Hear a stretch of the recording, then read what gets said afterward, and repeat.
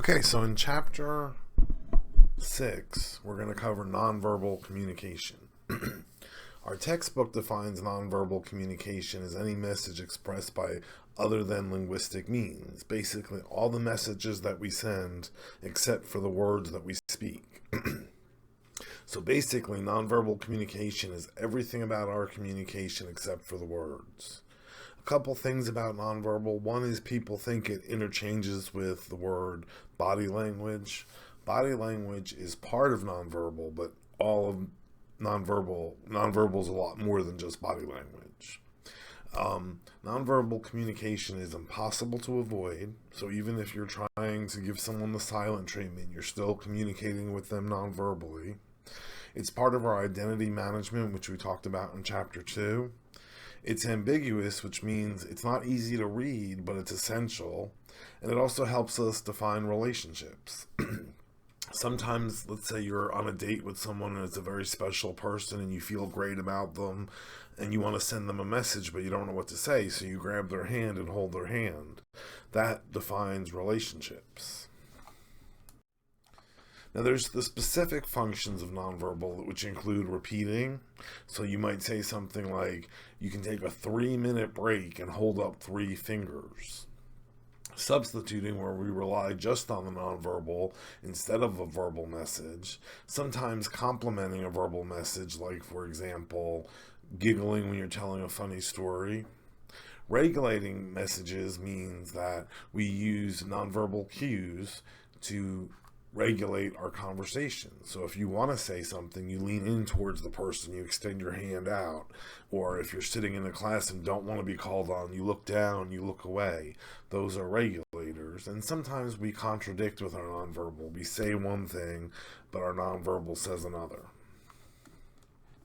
Remember, if there's a contradiction, we're going to believe the nonverbal over the verbal. Now here's an interesting section in our textbook on deception and nonverbal cues and some key takeaways from that section. You have about a 50% chance of detecting a lie, even if the deceiver is a child. Just knowing someone well does not make it easier to detect when they're lying. And if you have any kind of preconceived notion, like you don't think this person is honest or truthful, that will interfere with your judgment if it's a deception or not. And lies are easiest to catch when they're spontaneous and emotional, and the deceiver feels bad about lying. When they're well thought out, lies, sometimes it's harder to determine if there's deception. Now, the next several slides are going to deal with all the different types of nonverbal communication. So we're going to start with body movements, and body movements is also known as kinesics.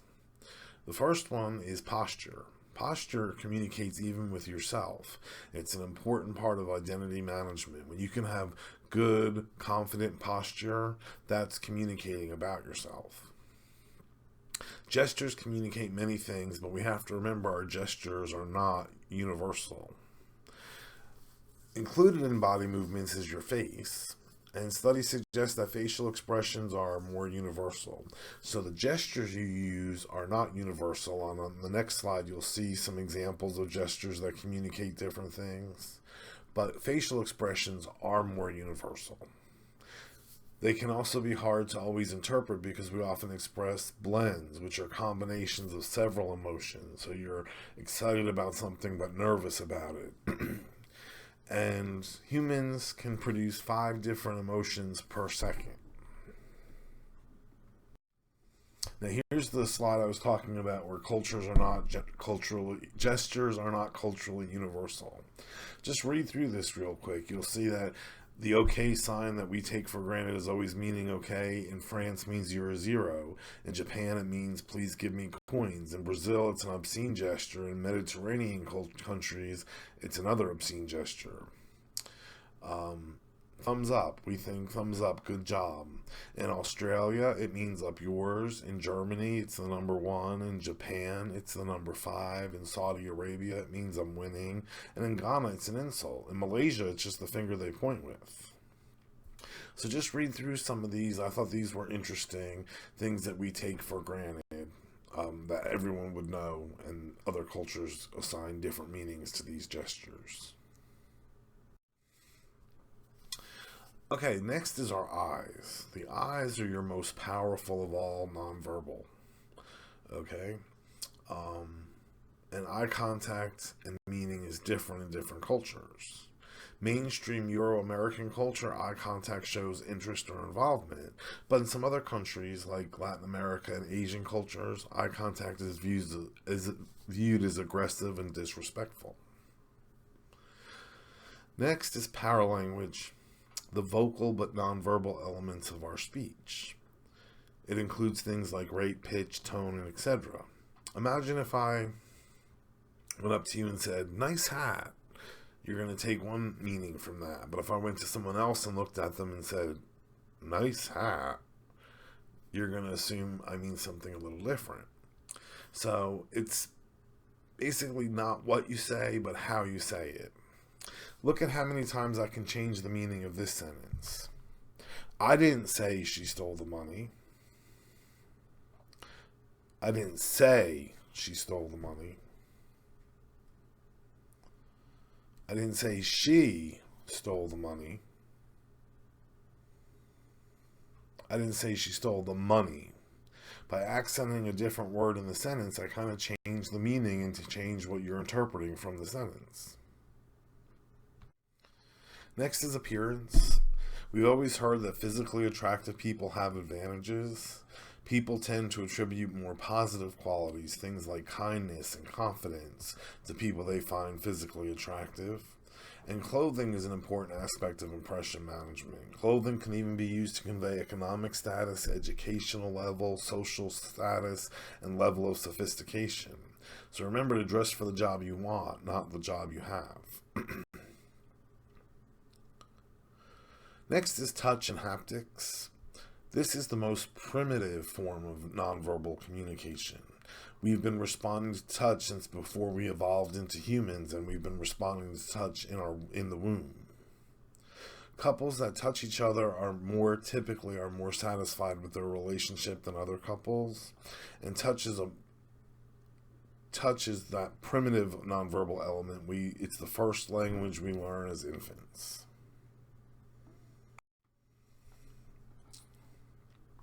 The next talks about Edward Hall's spatial zones. Okay, there are two different ways that we structure and treat space. The first is with proxemic distances that we keep from other people. So in Edward Hall's proxemic distances, we have the intimate zone, the personal zone, the social zone, and the public zone. The intimate zone is touching to about 18 inches, and you keep the most control over this zone. You don't let just anyone touch you or get within 18 inches of you. Usually you reserve this for people that you're intimate with or that you love, your children, your family, very close friends are allowed in this zone. Then we have the personal zone. This is that you like your friends, you don't mind them close, but you don't want them right on top of you. So this is about 18 inches to about 3 or 4 feet. And that's where you like to keep your friends. You have some control over this zone, but not as much as the intimate zone. Then we have the social zone. The social zone is where most business transactions are going to take place. It's 4 to about 8 feet. You go to the grocery store to buy groceries, you're about 4 feet from the cashier. You go to the bank to get a car loan, you're about 4 feet from the bank teller on the other side of their desk. This is where business transactions take place. Now what's interesting is when we are at work and we're talking about business, we tend to keep the social zone. But if we change the conversation to something more personal, that's when we'll step closer, feel a little more comfortable to get into that personal zone. And then we have the public zone. The public zone is that outer realm of our communication potential. It's about 25 feet. After about 25 feet, if someone was about 25 feet away, you probably would hold off communicating with them until they got a little closer. And here's some pictures of the different things that are happening in the different spatial zones on the next slide.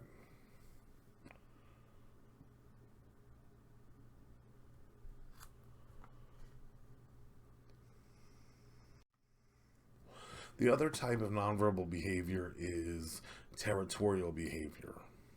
Territory is space that an individual assumes they have the right to occupy. People with higher status tend to get greater personal territory and privacy. The boss has the greatest office, and the subordinates probably have smaller offices. We knock to go into the boss's office, but the boss may feel free to just walk into our office. There's 3 types of territories. There's primary territories, secondary territories, and public territories. Primary territories are something that you've been given the right to use. Your office, your home, your car.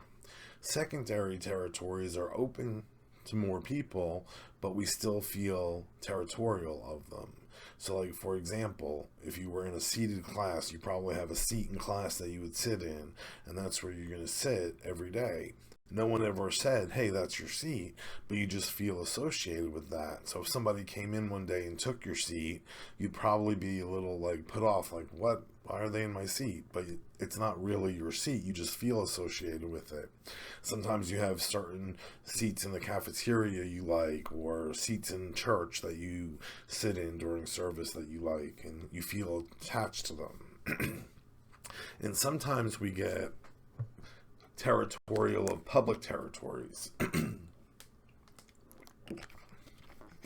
For example, in the fall, when all the Florida license plates clog the highways going to the mountains, it's open to the public, but we feel territorial about it. We're like, why are you here? Something to remember about territoriality is it's our possessive reaction to our turf. Our environment is our physical space, and we can usually make judgments about people's personality based on their space. Sometimes their space is decorated with their hobbies or their interests. Some environments encourage interaction, others not as much. Time communication is known as chronemics. This is the way that we structure and treat time. There are different orientations towards time. Some cultures are monochronic.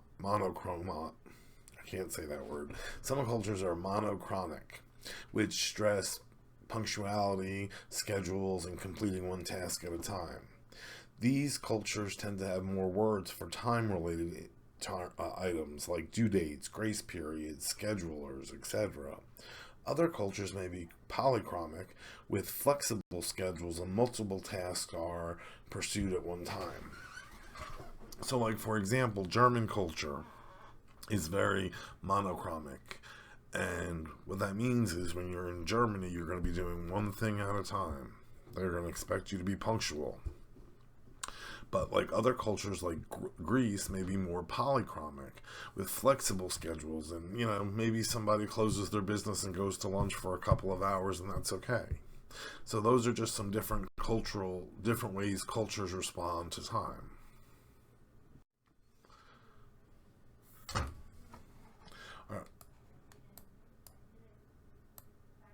Our last slide deals with gender and nonverbal communication. Gender differences are not as great as some people think, but women on average are more expressive and men tend to be more expansive, which means a man's going to kind of spread out when he sits. Media portrayals emphasize women's appearance and men's ruggedness, and they underrepresent gender diversity. And women may be especially sensitive to nonverbal cues because they have traditionally been less powerful than men and more responsible for childcare. So this has been a quick review of Nonverbal Communication, Chapter 6, and Essential Communication.